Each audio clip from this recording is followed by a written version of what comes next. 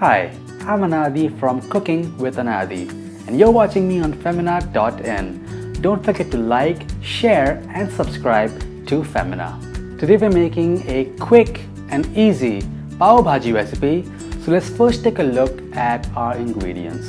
So to prepare this recipe, you'll need some garlic, potatoes, obviously, some green peas, butter, fresh lemon, fresh tomatoes, green pepper, red onion preferably, some cilantro, salt, Pav Bhaji masala, cumin seeds, and some deggi mirch. So to get started, let's first prepare our potatoes and peas.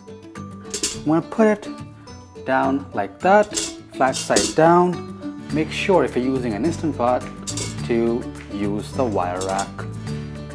Then just add in the peas just like that. Add in a touch of water.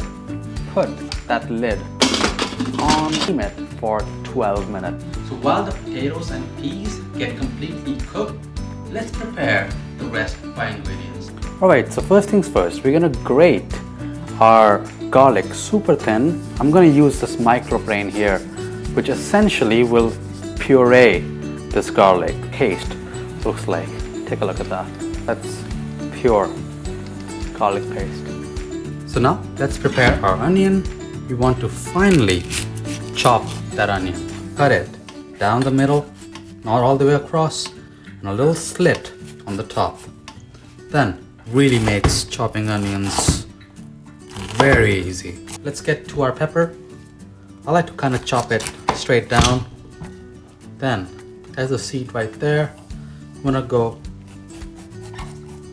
to the side and really kind of carve that core out from the center. Then again, this will be chopped very fine. We will be mashing this up. Not to be super precise, but you can chop it as small as you can. So let's prepare our tomatoes now. This has been already washed and it's quite large, so we want to dice this small, just like the peppers and the onion. The smaller it is, the easier it will be at the end of the day to cook down those tomatoes. So again, try to gather them together and give them a nice small dice. Let's go check on our potatoes now. Our potatoes are nicely cooked. Just take a fork and run right through it. I could easily run through that. That is beautiful.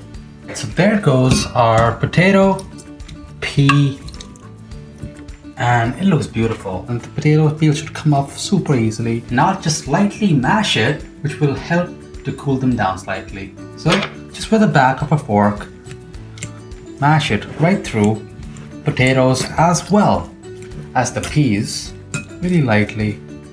We can set that aside, and now let's start making our Pav Bhaji. Let's heat up a pan with some butter, our cumin seeds, and our onions.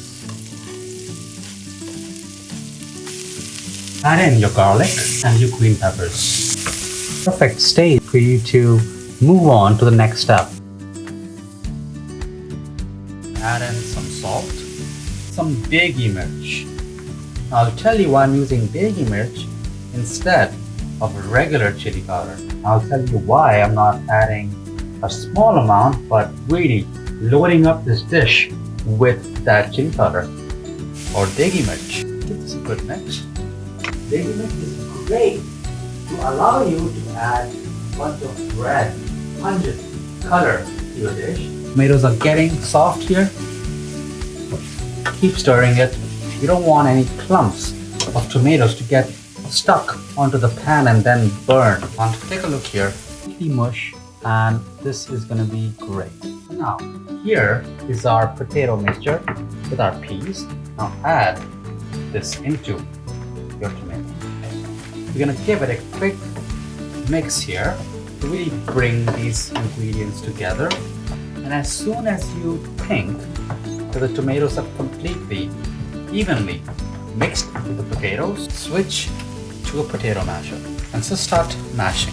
The great thing about this masher is it has a handle right there, so it's kind of easy to grip it to really Put your forearms to work.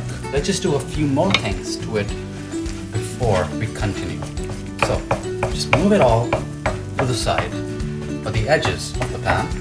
Start finishing this dish now. Add some more butter right at the center. Some more of that deggi mirch. And just lightly start mixing that in together. Doing right now in the center is really cooking out the rawness of that spice. We did that earlier by cooking down the tomatoes and the onions with the deggi mirch. Now, as soon as it starts bubbling just like this, you know the mirch is already cooked. So then mix it in to your potatoes, to your bhaji. You don't want that spice to get burned at all. Otherwise it's gonna give a really off taste to your dish. Add in a bit of water and mix it before mashing. Unless you have one of those giant tawas that you see on our popular YouTube videos of street food. Now again, start mashing and really work at it until it's completely to your liking or completely smooth. This is time to add in the Pav Bhaji masala. Be quite generous with it. I kind of treat this like a garam masala which you add towards the end of the cooking process, and already it's smelling amazing. So to prepare the buns, add a bit of butter to your pan or your tawa, and you really want to cook both sides and butter both sides of those buns. And here's butter right on top there.